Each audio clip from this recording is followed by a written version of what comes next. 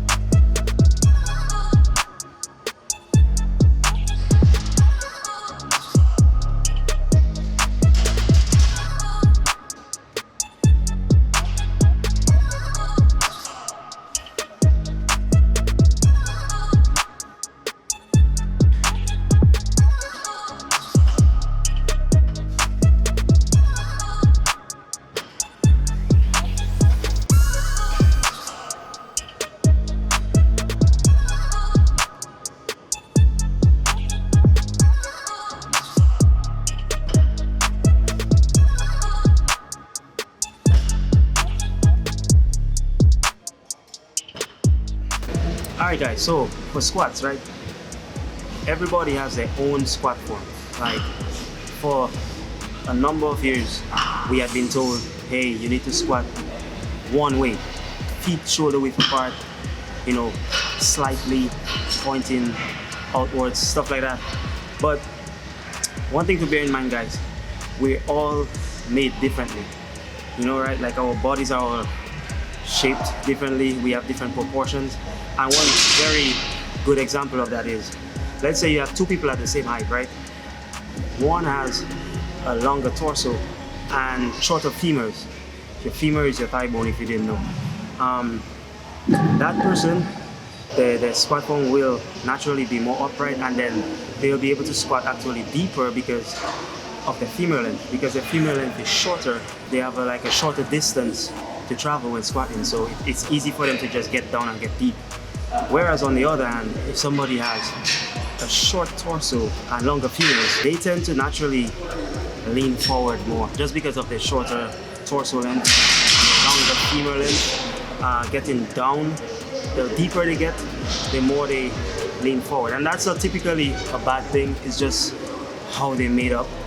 And you know, you can't do anything about that really. So there's no one size fits all to squats. Squat how you can, just play with your feet placement, you know, just experiment, do different things and find that perfect squat for you. Yes, there's a perfect squat, but that perfect squat varies for everybody. No two people can really squat the same. So forget all the nonsense about, hey, you need to squat one way. You know, like find what works for you and stick to that.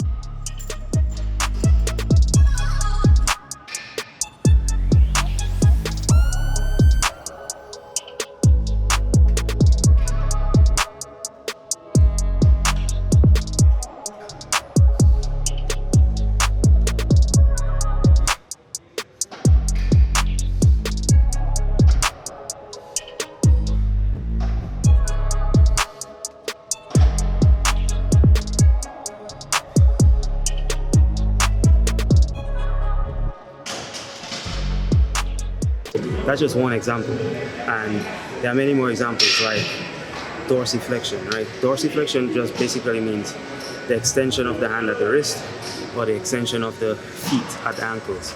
Now, to squat deep, you need to have some sort of good dorsiflexion to go deep. aka ankle mobility.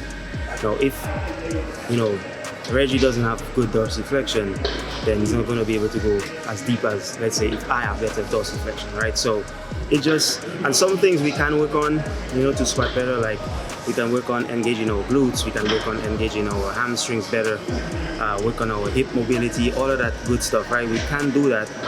We can do those things to squat better, generally, but there are some things that's just how your anatomy is made up that you can't change, and you're gonna just have to find a way that works for you.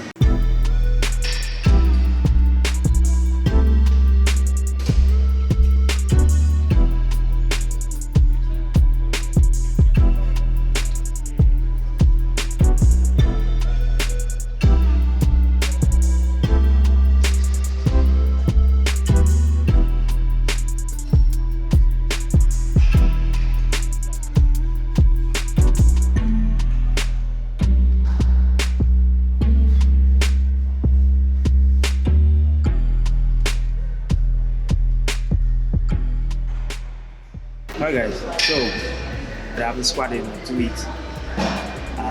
Today, 315 is actually kicking my ass. But, I like a challenge, I like a good challenge, so I decided. Now this is not ego lifting, I know my limits. Because I've done 335 many times. But so I've decided to, try out 335. Let's see if I can get a good one. And then I'll go back down. Don't ego lift, guys. Like, always know your limits, and some days the weight is going to feel a little bit heavier. Just tip your hat to the weight, go back down, and get some reps in. But I feel like I need to push myself and hit 335 for at least one. That's not bad. So let's do it.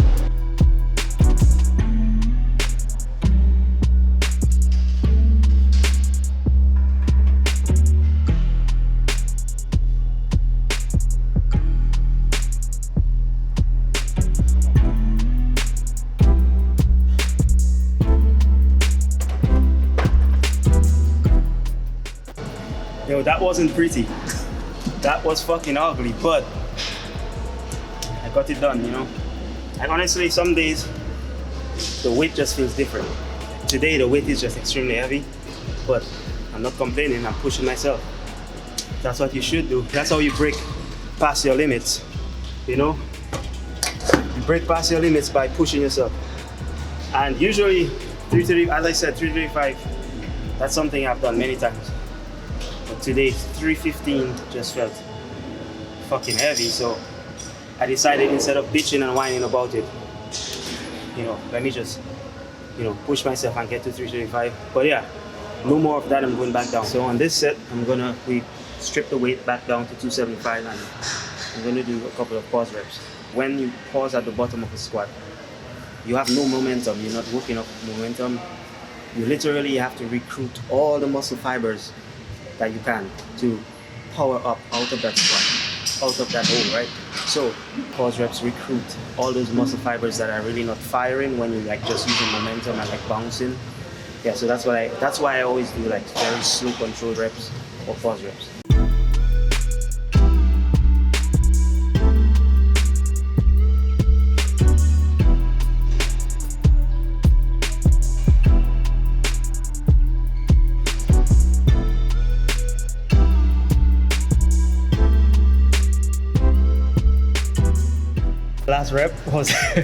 That last rep was like a triple pause rep. I paused at the bottom, I paused right here, coming up, and then I paused right here, and then I went up. Like, for real, that shit. I usually get 275 pause reps for 5 reps. Just got it for 3, so guess what I'm gonna do? I'm gonna do it again.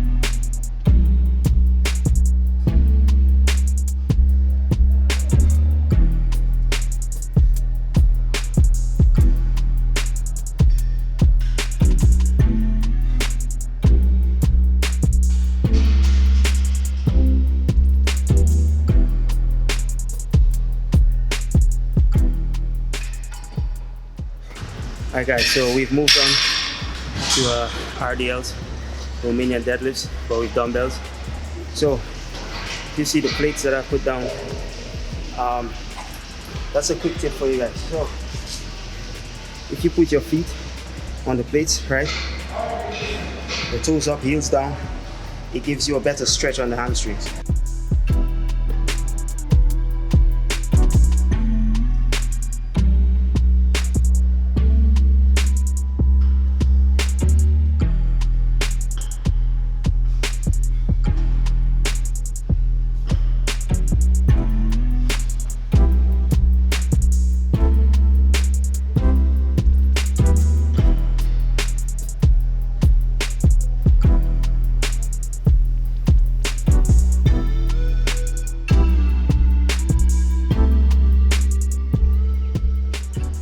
Alright guys, so we're done with RDLs and we're moving on to leg press. And one of my favorite exercises for building legs. It's easier than doing a squat. You know, a squat, it requires good form, stuff like that, and you could go harder on leg press than you can do on a squat. So the leg press is a great exercise because you can load up the plates, it's safer, you know, there's safety on it. So, and the good thing with a lot of leg exercises, you could manipulate the stance to focus on different parts of the leg, right? So with leg press, your feet being lower on the platform and closer together will target more of your quads, whereas your feet being higher on the platform and a bit wider will target more of your hamstrings.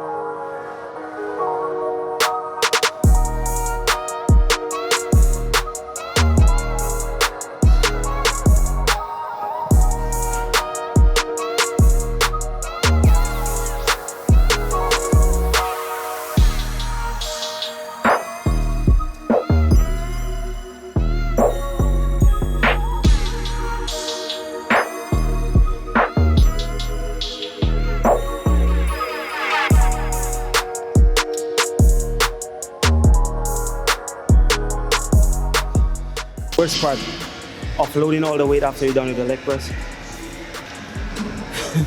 Hey, should I just leave it on? Let somebody else do it?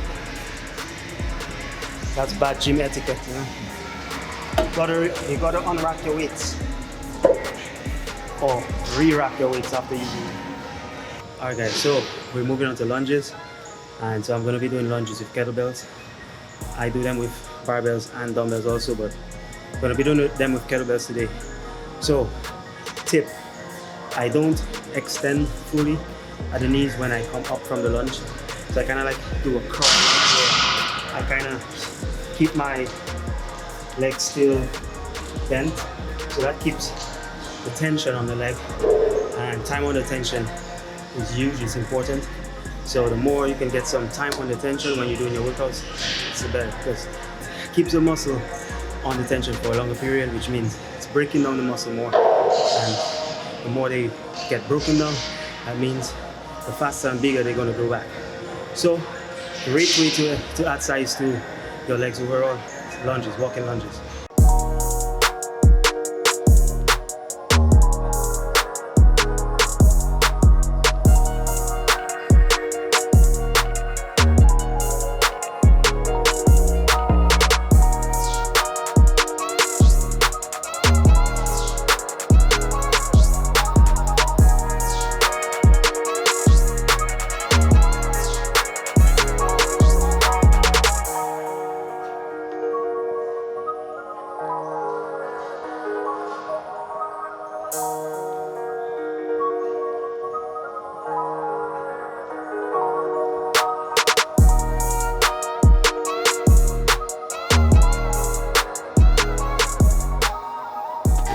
So we're done with lunges, and now we're moving on to lying hamstring curls. So hamstring curls, good finisher. You could either do seated hamstring curls or lying hamstring curls. I spoke about this in a previous video that I actually prefer seated hamstring curls because it's just easier on the back. With lying hamstring curls, you tend to use more of the lower back, you know, and you want to isolate your hamstrings as much as you can without using anything else. So that's why I prefer the seated hamstring curls. But in the last 2 times I did legs, I did seated hamstring curls, and I like mixing shit up. So today we're gonna do lying hamstring curls. So what I'm gonna do is a 5-second negative. I just spoke about time under tension, and so with the 5-second negative, I keep my hamstrings under tension for a longer period of time instead of doing fast reps. So yeah, you're just taking it through a longer range of motion and, you know, tearing down as much muscle as possible.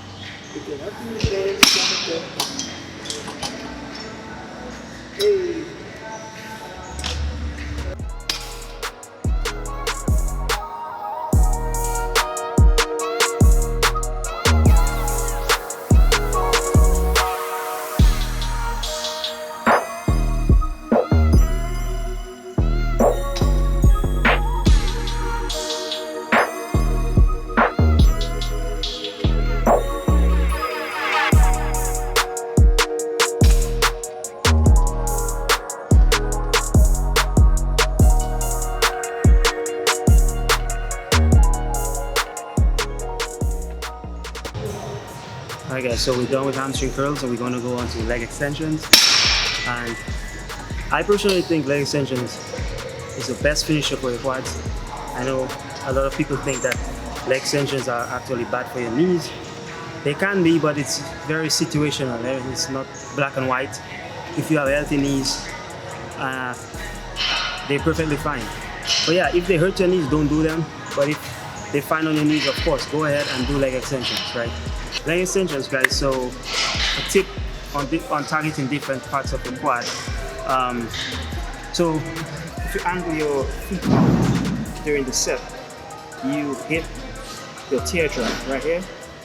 You emphasize on your teardrop. Your entire quad is being worked, but you emphasize more your teardrop, right? Now if you turn your feet in like this, like so, you target more of your outer sweep right here on the outer part of your quad. So just, you know, a tip to bear in mind when you're doing leg extensions.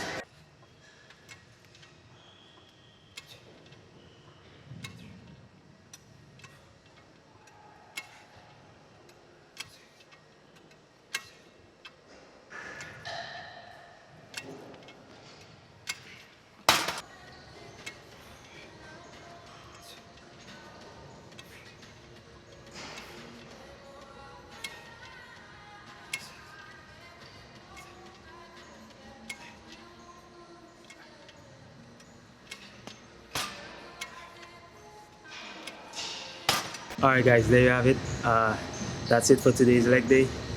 Yeah, 6 different exercises that are great for building legs. You probably already do them, but just a reminder, and if you don't do legs at all, or you don't do any of these exercises, yeah, take these tips that I've given you today and like implement them into your leg workouts. Yeah, so that's it for the video, and I'll see you guys in the next one. Don't forget to like, comment, subscribe. I appreciate it deeply, more than you know. And until next time, as I always say, stay blessed, stay safe. Peace.